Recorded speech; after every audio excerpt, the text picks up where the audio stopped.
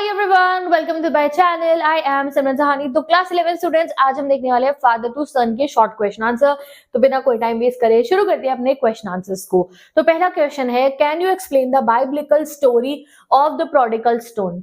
तो भाई जो प्रोडिगल सन की स्टोरी गिवन है ना बाइबल में, उसका रेफरेंस दे रखा है इस पोयम के अंदर एक वर्ड में। तो वो बताओ क्या है प्रोडिगल सन की स्टोरी, तुम्हें पता है?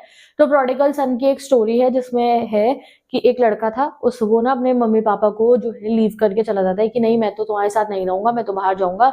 अपना हिस्सा लेके जो भी उसको उसके पापा ने देना था जायदाद का, वो सारे पैसे लेके बाहर चला जाता है। वहां पे कुछ कमाई करता है, बिजनेस करते हैं, उसके बाद जो भी पैसा कमाते हैं उसे उड़ा देता है याशी के अंदर, पार्टी के अंदर ये वो। और जब बिल्कुल कंगाल टाइप हो जाता है तो फिर सोचता है मैं क्या करूं क्या ना करूं। तो वो वापस अपने पापा के पास आ जाता है। उसके बड़े भाई भी थे, उसके घर के अंदर सब लोग थे। तो रैदर देन कि उसके फादर अब उसे एक्सेप्ट ना करे कि वो उनको छोड़ के चला गया था, वो उसको एक्सेप्ट कर लेते हैं, ठीक है। और खुशी से फिर वो लोग रहते हैं। तो ये स्टोरी है प्रोडिगल सन की। इसका रेफरेंस दे रखा है फादर टू सन पोएम के अंदर। तो चलो पढ़ते हैं। तो the story of prodigal son describe a young man who left his father's home to find a better life. He had dreams and hopes, but eventually faced hardship and realized his mistake. In a moment of need, he decided to return home, where his father welcomed him back without anger. तो बिना कोई गुस्सा करे उसके father उसे वापस बुला लेते हैं, showing love and forgiveness despite the son's past action. तो उनके बेटे ने जो भी करा, बट क्योंकि पेरेंट्स पेरेंट्स होते हैं तो वो उनको वापस अपने घर में रख लेते हैं, अपने बेटे को। What do the terms seed and land symbolize in the poem? तो फादर कहते हैं ये मेरा सीड है, पर ये ऐसा लग रहा है कि ये मैं इसको रिकॉग्नाइज नहीं करूँ, ये सबका क्या मतलब है? तो इन the poem seed represented the love father had for his son. तो सीड है प्यार जो उसका फादर का था अपने बेटे की तरफ। While land symbolise the son's heart. Land क्या है? सन का दिल है। The father felt unable to nurture और grow feelings of love in his son's heart. तो वो क्या सब कहना चाह रहे हैं कि देखो लैंड पे ही तो जो धरती होती है उसी पे जो सीड है वो खिलता है। एक जो सीड होता है, फिर उसको क्या होता है जब हम पानी देते हैं तो वो पेड़ बनता है, पौधा बनता है, और उसकी जड़ें जो है पूरे के पूरे लैंड में बस जाते हैं और बढ़ती रहती हैं, बढ़ती रहती है लैंड के अंदर। बट वो कह रहे हैं सीड क्या है? मेरा प्यार है। लैंड क्या है? मेरे बेटे का दिल है। तो मैं अभी भी ना चाहते हुए भी जो है मैं बहुत कोशिशें कर रहा हूँ, मैं चाह रहा हूँ कि बेटा मेरा मेरे से प्यार करे, मुझे अपने दिल में अपनी जगह दे, बट वो ऐसा मैं नहीं कर पा रहा हूँ। The father felt unable to nurture और grow feelings of love in his son's heart. This imagery highlights the emotional distance and disconnect in their relation. तो ये इमेजरी दिखा रही है कि कितना डिस्टेंस और कितना कनेक्शन लूज हो चुका है पापा और बेटे के बीच में, emphasizing their struggles to connect. Okay, अगला question, what does the phrase shaping from sorrow a new love mean? तो ये जो पोयम है ना डिफिकल्ट पोयम है, समझना काफी मुश्किल है इसको, तो इसलिए इसके शॉर्ट क्वेश्चन भी मैंने बहुत तरीके से बनाए हैं, ठीक है। इन्हीं में से आपके एग्जाम में पूछे जाएंगे। तो this phrase conveyed the idea that through their shared regrets and sorrow the father and son could rebuild their relation. यानी कि अपने रिग्रेट और सॉरो से, अपने गिले शिकवे को भुलाकर गाइस वो अपना नया रिलेशन एस्टैब्लिश कर सकते हैं। Just like embers can spark a new fire, जैसे कि चिंगारी एक नई आग लगा सकती है। Their shared pain could renew love and understanding. तो अगर वो दोनों बैठेंगे एक दूसरे को अपनी नाराजगियां बताएंगे तो वो अपना दोबारा से प्यार जो है ना आपस का जो खो गया है वो वापस ला सकते हैं। It suggested hope for their future connection and reconciliation. तो ये होप दिखाते हैं उनका फ्यूचर में कनेक्ट करने की पापा बेटे की, और रिकंसाइलेशन मतलब उनके मिलन की, कि वो अब आप एक दूसरे को माफ करके परेशानियां सब भूल के इकट्ठे हो गए हैं। Okay, what is meant by this child is built to my design. तो ये उसके पापा बोलते हैं ये मेरे डिजाइन पे बना है। इसका मतलब क्या है?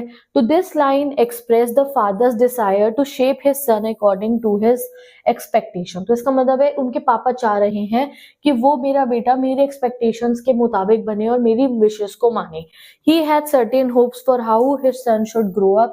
एक फादर की होप है कि यार मेरा बेटा बड़े होकर ऐसे बने, but by imposing these ideas he neglected his son's individuality. But क्योंकि वो चाह रहे हैं उनका बेटा उनकी तरफ से जैसे बड़ा हो, उनकी एक्सपेक्टेशन थी, तो वो बच्चे की इंडिविजुअलिटी को तो निग्लेक्ट कर रहे हैं। This approach led to conflict between the father and son as they struggle to understand each other. तो इसी वजह से उनके रिलेशन में प्रॉब्लम आ रही है कि पापा चाह रहे हैं कि बेटा मेरे हिसाब से चले, बट बेटे की भी तो कोई जिंदगी है, वो भी तो अपने फैसले खुद लेगा। What does anger grows from grief imply? तो anger grows from grief का मतलब क्या है इस पोएम के अंदर? तो the phrase suggested that father's feeling of sadness and helplessness transformed into anger. तो अब उनके फादर जो इतना दुखी है, परेशान है कि बेटे से वो कनेक्ट नहीं कर पा रहे, बेटा उनका सुनता नहीं है, तो कभी कभी वो गुस्से में भी बदल जाती है. He felt frustrated by his inability to communicate effectively with his son. वो फ्रस्ट्रेट हो चुके हैं कि मैं अपने बेटे से सीधे तरीके से तो बात कर नहीं सकता हूँ.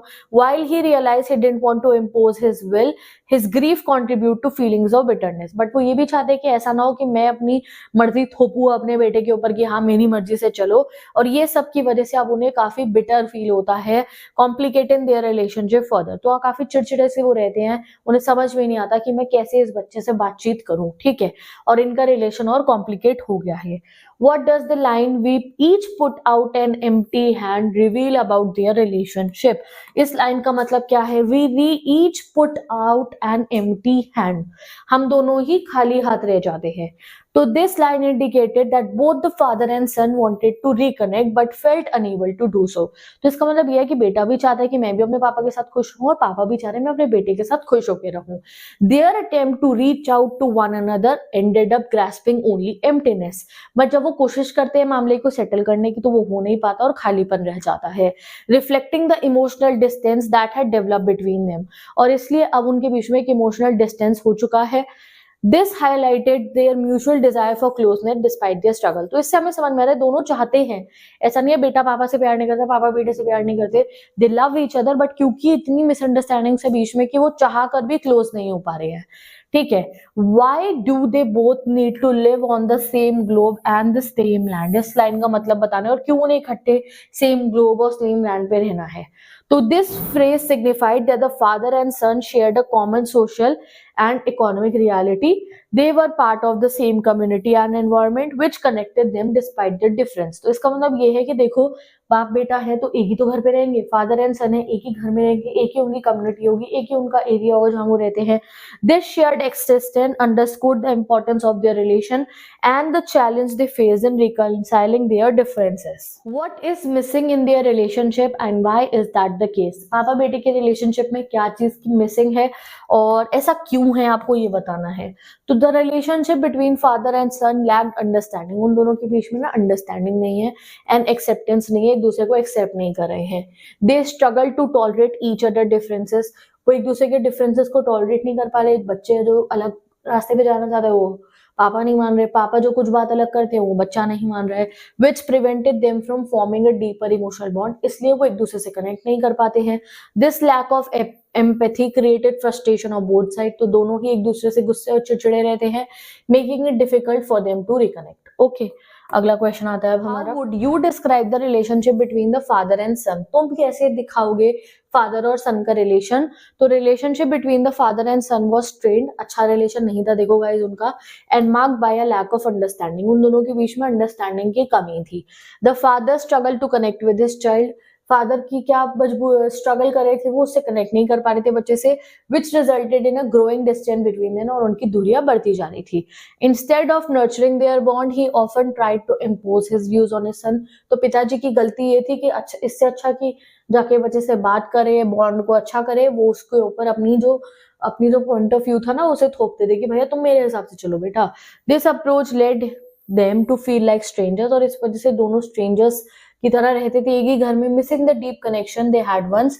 और वो कनेक्शन जो एक समय पे जब बचपन में जब वो छोटा बच्चा था और उसके पापा थे, वो जो कनेक्शन जब वो शेयर करते थे ना, वो अब नहीं रहा है, ठीक है. What factors contribute to the tension in their relationship? तो क्या मेजर फैक्टर है ये पापा बेटे का रिश्ता इतना अच्छा क्यों नहीं है? तो tension arose mainly because the father's attempt to control his son's life. तो टेंशन इसलिए क्योंकि पापा चाह रहे हैं कि मैं इस बच्चे की लाइफ को कंट्रोल कर लूं, while the son did not clearly communicate his desire. और दूसरी तरफ लड़का भी जो उसकी मर्जी है अपने पापा को बता नहीं पा रहा, नहीं जी मुझे ये नहीं, मुझे ये करना है. The father often appeared unsympathetic. Father unsympathetic है, बच्चे के लिए सिंपैथी नहीं रखते हैं, एंड अथॉरिटेटिव बहुत है. And the son chose to escape and rebel against his father expectation. और जब फादर ऐसा करते हैं तो लड़के ने क्या करा, वो एस्केप कर रहा है कि भैया मैं तुम्हें छोड़ के चला जाऊंगा, और वो रेबेल यानी कि फाइट करते हैं कि मैं तुम्हारी बात नहीं मानूंगा। This lack of open communication, rather than वो बैठ के बातचीत करे, अब उनके बीच में कम्युनिकेशन हो ही नहीं रही है। This lack of open communication created a rift, या फिर आप कह सकते हो distance between them, making it difficult to bridge the gap, यानी कि making it difficult to live together peacefully happily, कुछ भी ऐसे लिख सकते हो अगर इतना डिफिकल्ट ना लिखना हो तो। ओके, अगला question, in what way do they intend to mend their relationship, क्या कोशिश वो करते हैं अपने रिलेशनशिप को सही करने की, तो they hope to mend their relationship by turning their shared sorrow into a new kind of love, कि हम एक दूसरे का दुखों को जो है एक प्यार में कन्वर्ट कर सकते हैं। Their issue presented in the poem specific to poet's personal experience और is it a common issue, तो ये जो इशू दिखाया है पोएट ने कि पापा और बेटे की नहीं बन रही है, क्या ये कॉमन इशू है या सिर्फ पोएट की लाइफ में चल रहा है, तो guys it is a common issue. कई बार जब बच्चे बड़े हो रहे होते हैं तो इस चीज को फेस करते हैं अपने पेरेंट्स के साथ में। तो while poem reflects a personal experience in the father son dynamic, it also addresses a universal issue faced by many families, the widening gap and lack of communication between generation. This theme resonates with readers who have experienced similar struggles in their relationship, making it relatable and relevant. तो अगर किसी के साथ में ये चीज हुई है तो वो इससे काफी कनेक्ट कर पाते हैं। What is the central theme of the poem Father and Son? The poem focus on the emotional distance and communication barriers between a father and son. तो poem किस पर इमोशनल डिस्टेंस और जो है कम्युनिकेशन जो बैरियर पापा बेटे के बीच बन गया वो दिखाती है। डिस्पाइट शेयरिंग अ होम, एक ही घर में रहकर they feel like strangers lacking genuine connection. The father reflect on feeling of loss and regret while hoping to reconcile by expressing forgiveness and love. The poem captured the challenges of maintaining family bonds amid misunderstanding. तो ये poem दिखा रही है कि family में misunderstandings जब होती है ना, तो कैसे जो फैमिली के मेंबर्स होते हैं चाहते हैं कि मिसअंडरस्टैंडिंग दूर हो, हम अच्छा क्लोज हो जाए, बट वो पॉसिबल नहीं हो पाता because of lack of communication and emotional distance की वजह से। तो with this let's end this poem के इंपॉर्टेंट क्वेश्चन, सबसे इंपॉर्टेंट क्वेश्चन करा दिए मैंने तुम्हारे को इसके शॉर्ट वाले, and go and learn all these question answers and best of luck for your exams. Bye bye.